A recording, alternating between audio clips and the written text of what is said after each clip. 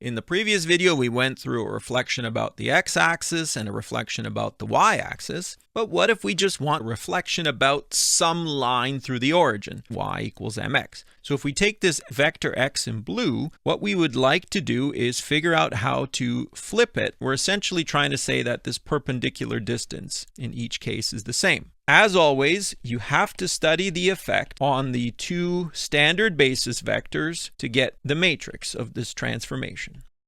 So we'll study E1 first. We would like to take this standard basis vector here, and we've got our line, y equals mx. There's some angle theta that our line forms. This point here lives at 1, 0, and I would like to figure out where it goes to when I take its image. So this point here is going to live at some x and y. This angle should be the same. If we drop down a perpendicular line, then this height will be a y and this width will be x. The length of the unit vector is 1, so the length of the image is also 1. We are just reflecting it, we're not stretching it. X would be a cosine. Now the angle is twice theta.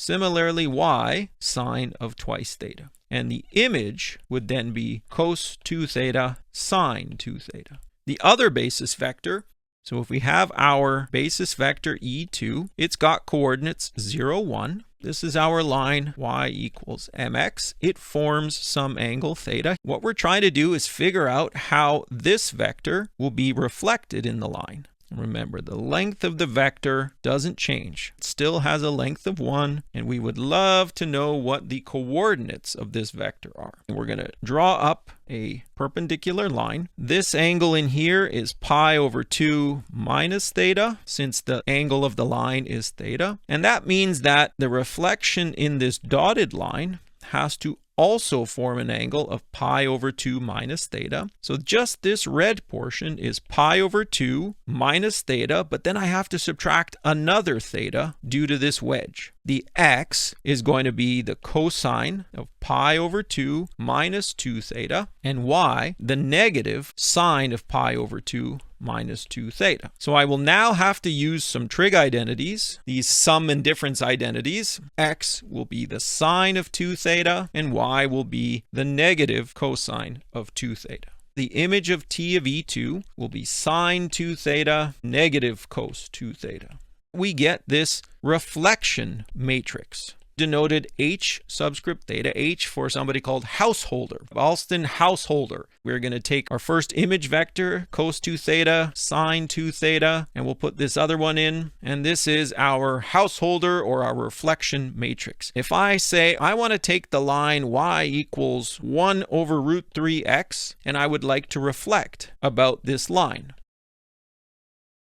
So there's y equals 1 over root 3x. In order to be able to use this transformation matrix, I need to know what this theta is. So in order to figure out that theta, if this distance is a 1, then I know the slope of the line, so this has to be a 1/3. The tangent of theta will be 1 over root 3, 1, so it'll be 1 over root 3. Theta will then be the inverse tangent of 1 over root 3. There are special triangles that will allow you to figure all of this stuff out. This will be a pi over 6.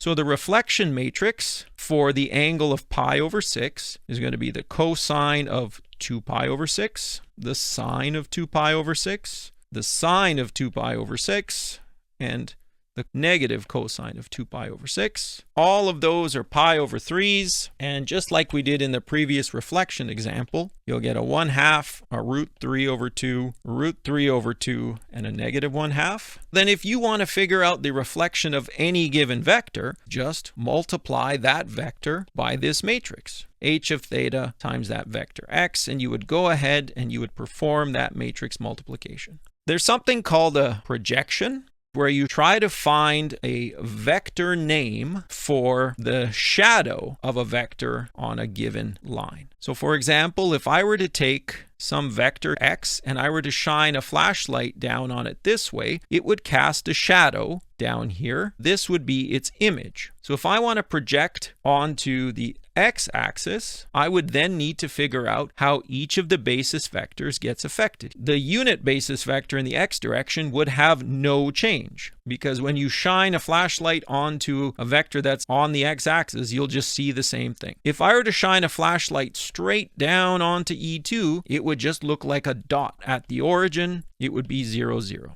Projection onto the x-axis would be this matrix. Now, similarly, if you would like to project onto the y-axis, you'd have your vector, there it is, x, and you're going to shine a flashlight this way. And what you would like to know is the vector name of that shadow that it would cast this way. As always, you study the effect of each of the basis vectors. The E1 vector is along the x-axis. When you shine a flashlight onto the y-axis, it's not going to look like anything other than a dot. 0, 0. When you shine a flashlight onto a vertical vector, E2, it's just going to look like itself. So the projection onto the y-axis is going to be like this. Now, projections onto other lines are also possible. It's a little bit more involved, so we won't talk about it here.